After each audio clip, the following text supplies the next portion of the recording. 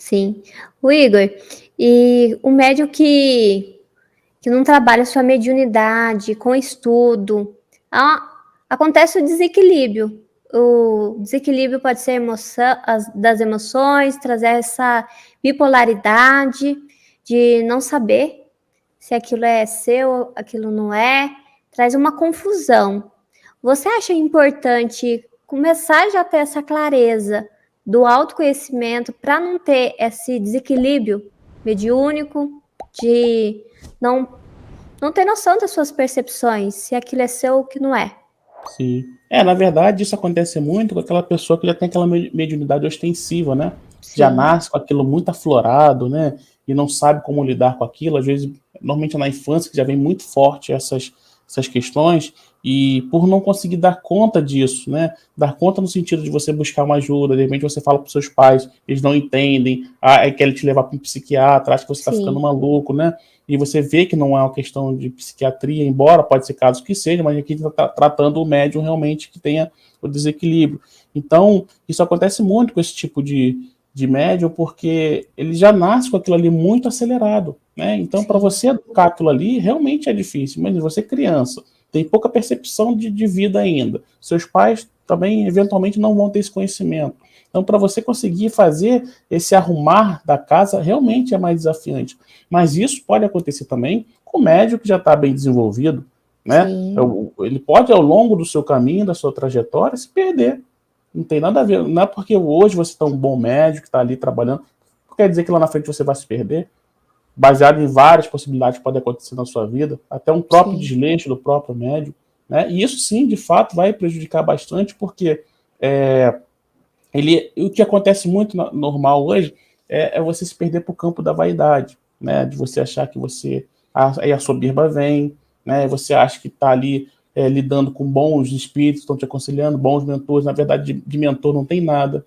sim. São maus espíritos, porque a pessoa não olha para si, e aí começa a se perder em vícios também, que ela não olha para isso. Então, assim, realmente pode acontecer, e acontece demais, né? Mais do que a gente imagina, né? E tem a questão também da vaidade com outro médium, né? Meu centro é melhor que o seu, se você frequenta lá, não pode frequentar aqui, né?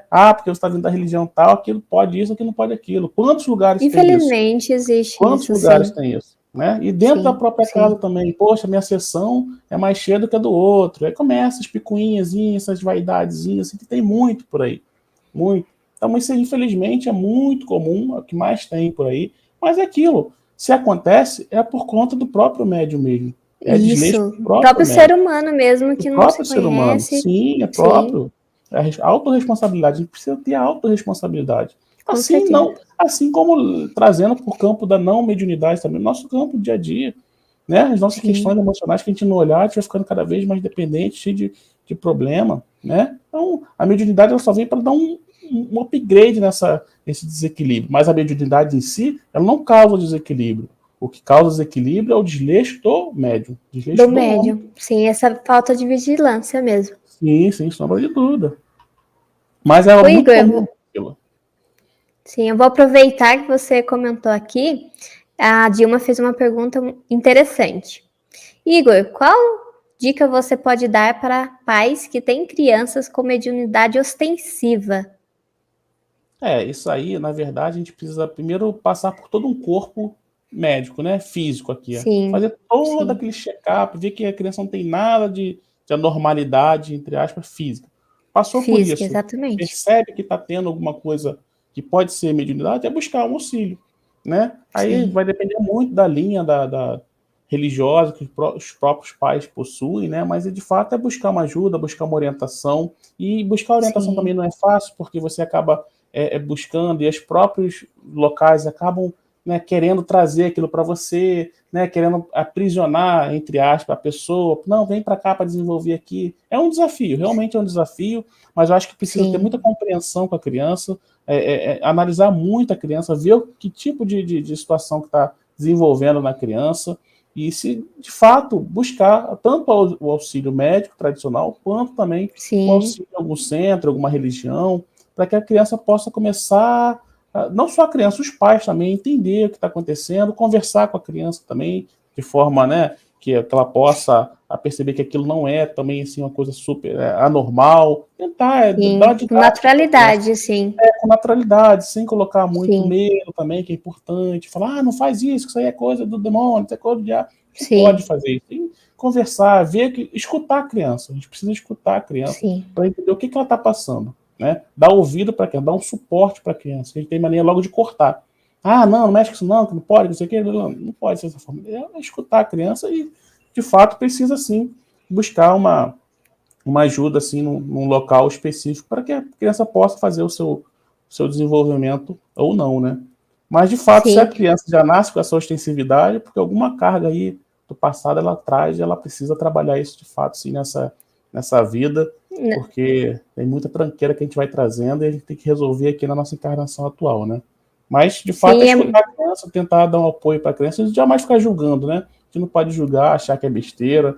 Eu lembro que você falou disso daí, eu lembro que na minha infância minha mãe falava que eu tinha um amigo invisível, que eu sempre conversava com esse mesmo amigo, ele sempre tinha o mesmo nome, né? Eu não me lembro desse fato, sim, né? Foi um pouco antes das luzes verdes aparecerem lá na bicicleta, mas eu tinha esse amigo invisível. Aí você imagina se lá naquela época minha mãe tivesse, né, sei lá, brigado comigo, falando que era maluco, ou se, enfim, tivesse, de certa forma, me reprimisse por algum motivo. Aquilo poderia gerar um bloqueio dentro de mim, uma outra dificuldade, né? Então, acho que a gente precisa acolher. A palavra certa é acolhimento. A gente precisa acolher e entender de que forma que a gente pode ajudar essa criança, sem pular etapas também, né?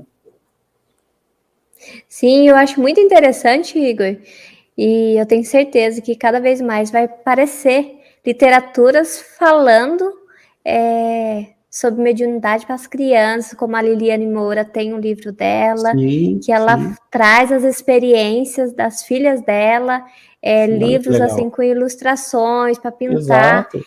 e trabalhar com a criança de forma assim natural, para ela também não crescer um adulto vaidoso, que ela não é Sim, especial, que ela sim. não é uma criança iluminada, que ela não é diferente dos amiguinhos, porque tudo começa na nossa infância, tanto o bloqueio por medos ou até mesmo essa vaidade. Então é necessário observar a criança para ver se já não tem uma sementinha lá dela se sentir melhor do que as outras crianças. Porque às vezes a gente pode nos pegar imaginando que as nossas crianças não observam tudo ao redor, não estão ouvindo, não tem aquelas percepções já do certo do que é errado.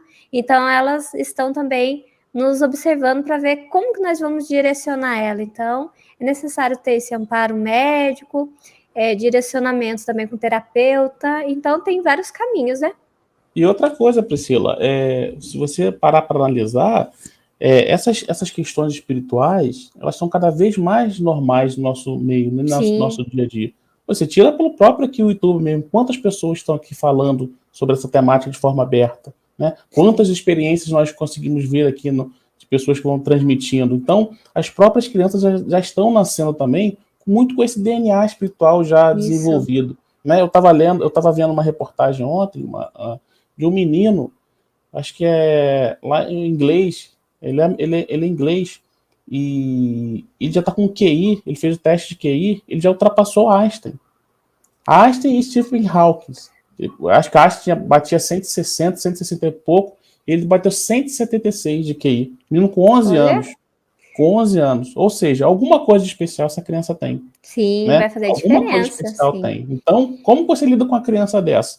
Uma criança que tem 11 anos, já está com um QI maior do que Einstein, que foi um dos maiores gênios que nós já tivemos aqui. Sim, Né? Então, como a responsabilidade dos pais também, né, em poder educar essa criança de forma bacana, para que ele futuramente venha trazer para a gente grandes avanços no campo da sim, coletivo aí, tecnológico, sei lá, enfim. Mas olha que responsabilidade grande. Então, não só a questão da mediunidade, esses super gênios, inclusive teve um programa recente agora, né, do Luciano Huck, ele fez lá o quadro dos super gênios, um monte de criança, cara, que fala de trás para frente, Priscila. Fala uma frase de trás para frente em 3 segundos. sim, Isso não é possível. Esse cara não é humano. Não é humano, uma criança de 8, 9 anos fazendo contas sim, malucas, sabe? Então, assim, alguma coisa essas crianças já estão vindo já atualizadas nesse sentido. Então, no campo espiritual, eu vejo que é a mesma coisa. Isso vai ser super natural. Crianças já estão nascendo já com a sua alimentação alterada, já não come mais carne, então não gosta de comer essas porcarias que a gente come, de industrializado, já de tem uma latado, consciência de já. sorvete, de Sim. refrigerante. Pô, uma criança que não gosta de chocolate e sorvete, isso não existe, né? E quantos já estão nascendo assim, né? Já estão abertas demais para essas questões já relacionadas com os preconceitos que nós temos, racial, de homofobia, que para elas já são super natural isso, essas relações. Sim. Então veja como a coisa vai mudando, vai se atualizando e vai melhorando. E isso vai se estender também para as questões mediúnicas. Eu acho que cada vez mais a gente vai ter, cada vez mais vamos ter crianças, sim, já novas com essa questão já desenvolvida, e eu acredito, é uma opinião minha mesmo, que já não vai ser dessa forma ostensiva, que atrapalha muito, ela já vai nascer até com um certo tipo de consciência já, sabendo utilizar isso, eu acredito muito nisso, né? Mas, de fato, a gente precisa saber lidar com isso, porque o mundo está mudando, né? Famoso aí, o planeta está aí mudando, né? De regeneração, de prova de expiação para regeneração, enfim. Isso tudo vai ser comum cada vez mais no nosso dia a dia.